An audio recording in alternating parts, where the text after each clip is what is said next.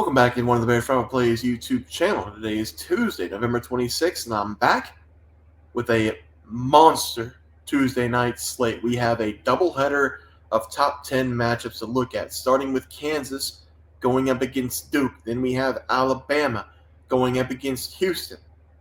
Must-watch basketball tonight on a Tuesday, but before we get into any of that action, let's take a look at the Monday plays. Did have a 2-2 day. Xavier, minus 6.5. Fell down by 8 points at one time in the first half, was down by, I believe, 6 at halftime. They were shooting 27% less from the field. They made one of their 11 threes in the first half. So I put them extra bet, extra 2 units. Xavier money line to win that game outright.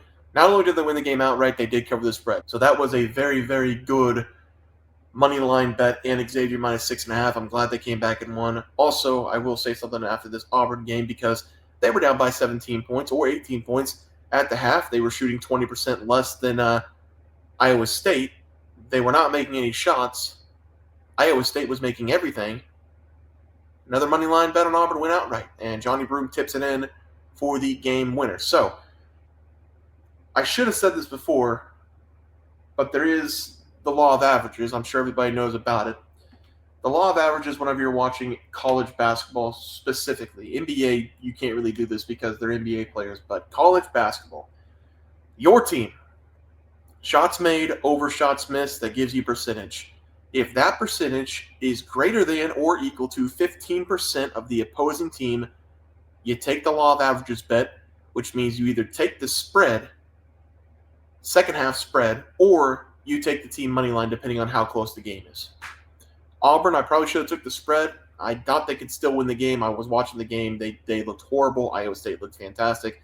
Auburn didn't win the game. So if you're seeing this right now, every single game that I take, if my team goes down in the first half, you can almost guarantee there's going to be a live bet on the spread or on the money line depending on the law of averages play. So add it to the card.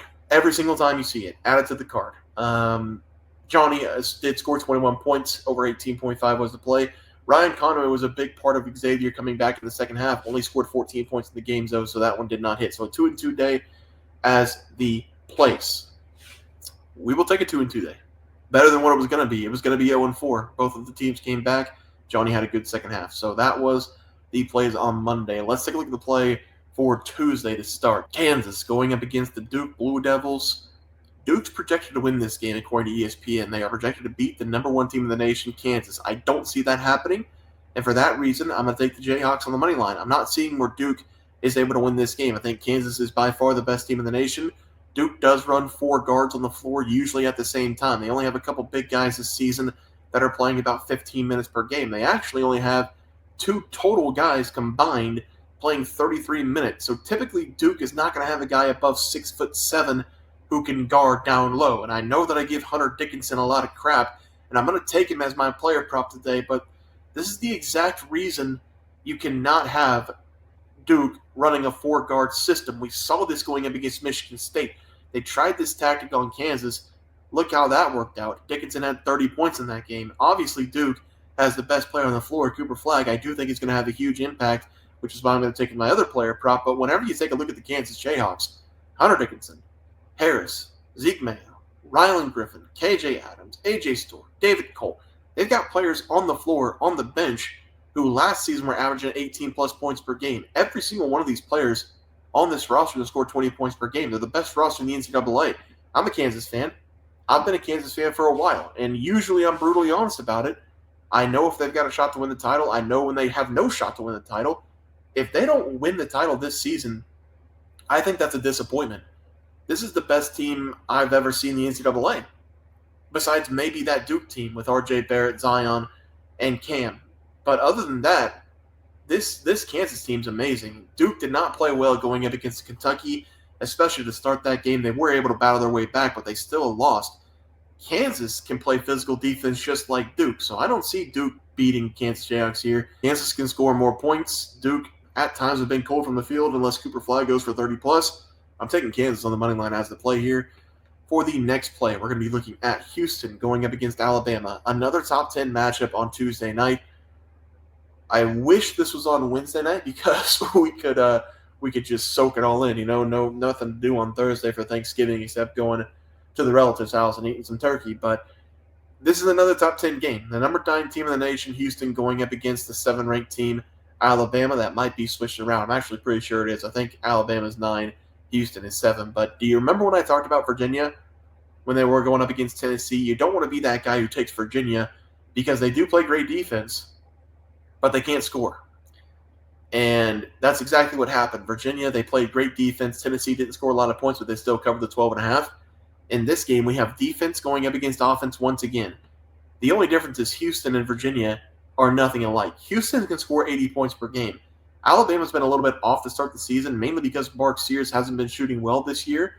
And that's the first time probably in his entire career that he's been like this over the first couple of games. I'm sure that he's going to change over the course of the season, but I can't trust this guy. He's only shooting 39% to start the year.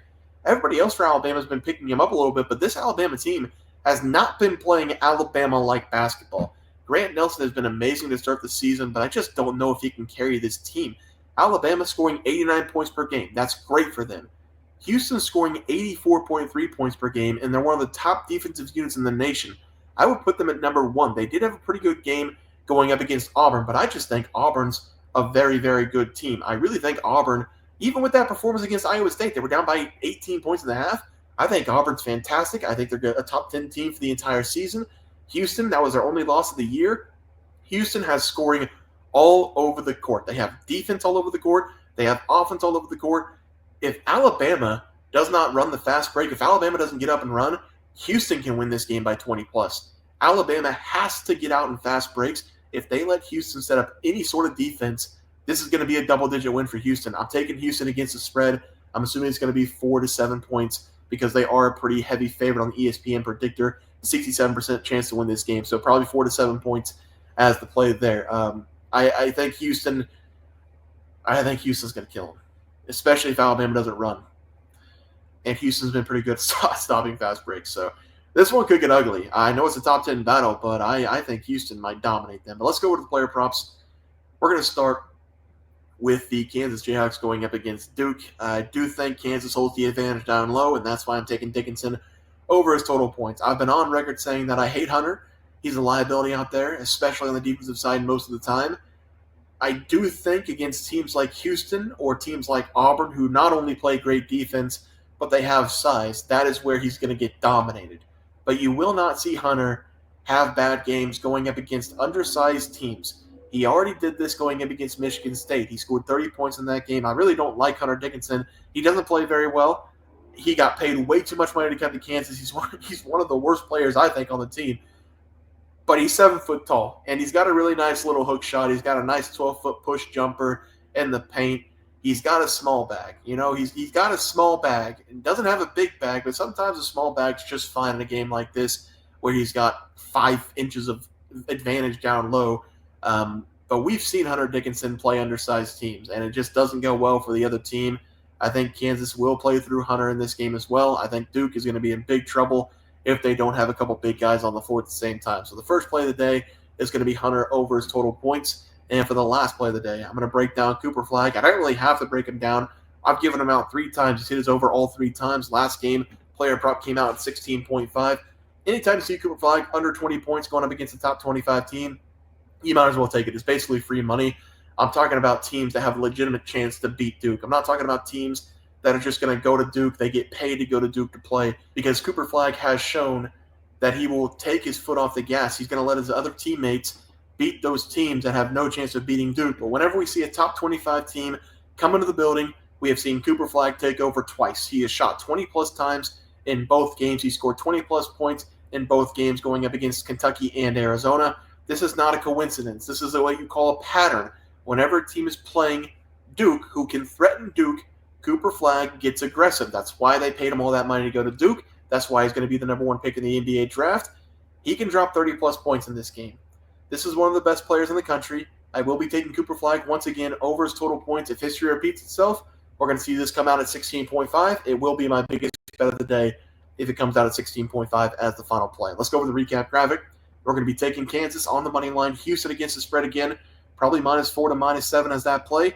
We have Hunter Dickinson over his total points and Cooper Flagg over his total points as the final 2 plays of the day. Guys, going to do it for these NCAA basketball picks and props for Tuesday, November 26th slate of games. If you guys enjoyed the content, please be sure to drop a like this video and subscribe to the channel below. See you guys next video, and thanks for watching.